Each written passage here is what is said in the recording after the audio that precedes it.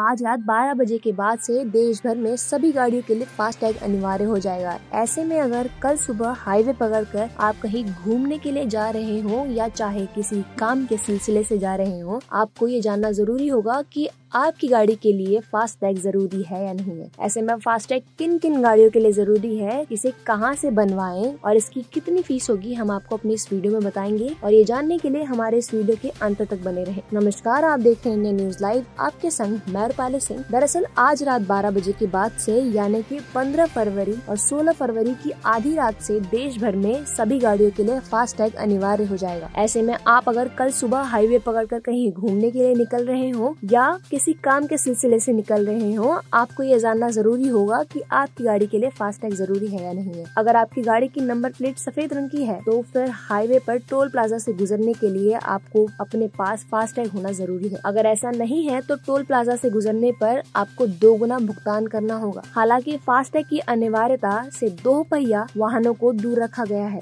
NHAI के highway पर 2 पहिया वाहनों पर टोल नहीं लगता। तो अगर आप अपनी बुलेट से कहीं निकले हैं तो बेफिक्र होकर घूमिए, लेकिन अगर आप कोई एक्सप्रेस वे पकड़ रहे हैं अपनी यात्रा के लिए तो उस पर आपको टोल देना पड़ सकता है। और यदि आप कमर्शियल वाहन चला रहे हैं, मतलब आपकी गाड़ी की नंबर प्लेट यदि पीले रंग की है, तो फिर ट्रक हो या कैब, आपको हाईवे पर टोल प्लाजा से गुजरने के लिए फास्टैग चाहिए ही चाहिए। NHAI ने देश भर में 40,000 से ज्यादा केंद्र स्थापित किए हैं जहां से आप फास्टैग खरीद सकते हैं। इसके अलावा फ्लिपकार्ट, पेटीएम और अन्य डिजिटल वॉलेट कंपनियां भी इसकी बिक्री कर रही हैं। तो आप इससे घर बैठे मंगाकर भी अपनी कार की सामने वाली विंड स्क्रीन पर लगा सकते हैं। इसे आप UPI, debit card, credit card से भी रिचार्ज कर सकते हैं। अगर फास्टैग बैंक खाते से लिंक है तो पैसे खाते से ही ऑटोमेटिक कट सकते हैं। National payment corporation of India ने फास्टैग की कीमत 100 रूपए तय की है। इसके अलावा 200 रूपए की सिक्योरिटी डिपॉजिट करनी पड़ती है। आपकी ड्राइविंग लाइसेंस और वाहन की रजिस्ट्रेशन सर्टिफिकेट की कॉपी जमा करके फास्टैग खरीद सकते हैं। बैंक KYC के लिए यूजर्स